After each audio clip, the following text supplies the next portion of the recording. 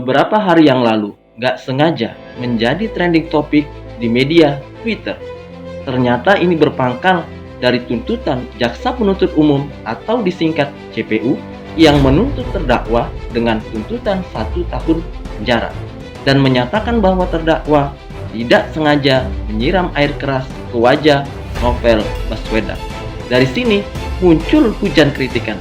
Ada yang menyatakan mencederai keadilan, mencederai akal sehat, bahkan ada yang menyatakan air keras baru buat mata publik, buat mata keadilan. Beberapa hari kemudian, di sisi yang berseberangan muncul tagar sandiwara Novel Jilid 2 yang justru mengkritik Novel. Saya kok jadi ingat dua kubu yang saling berseberangan dulu, seperti cebong versus kampret ataupun cicak versus buaya yang sampai berjilid-jilid itu.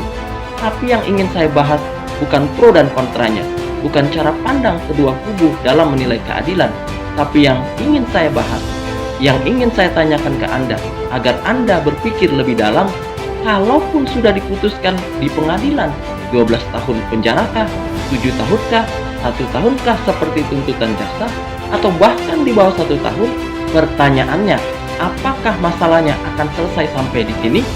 Sebelum menjawab pertanyaan tersebut, saya hanya ingin memberi ilustrasi kepada Anda.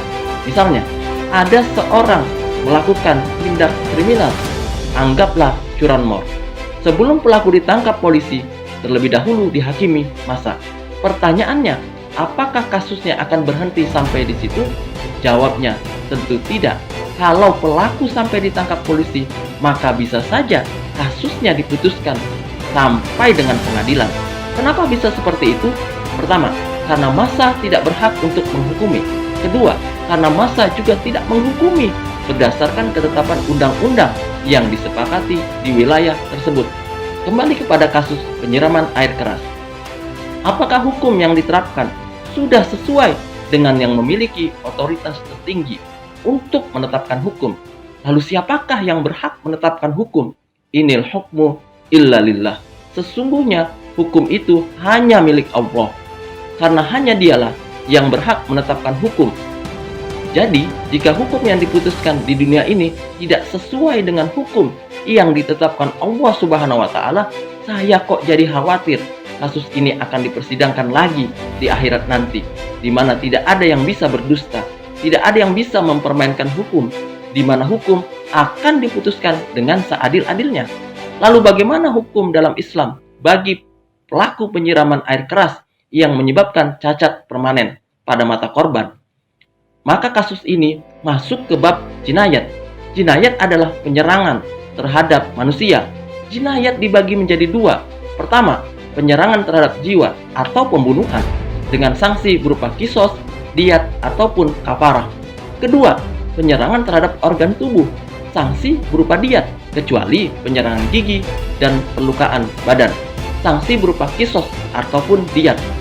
Tentunya semua itu dengan rincian yang kalau dibahas di sini akan panjang pembahasannya. Bagaimana dengan kasus ini? Karena yang dilukai adalah satu mata, maka sanksinya setengah diat, yaitu 50 ekor unta.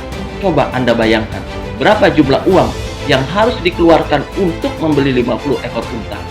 Anggaplah satu ekor unta harganya 30 juta rupiah. Jadi 50 ekor unta seharga 1,5 miliar rupiah. Coba bayangkan, jumlah yang banyak bukan? Maka itu, segala sanksi dalam Islam, pertama, berfungsi sebagai zawabir atau pencegah, karena mampu mencegah manusia dari perbuatan dosa dan tindakan pelanggaran. Kedua, berfungsi sebagai jawabir atau penebus, karena dapat menebus sanksi di akhirat. Sanksi di akhirat bagi seorang muslim akan gugur oleh sanksi yang dijatuhkan oleh negara di dunia bila hukumnya adalah hukum Islam.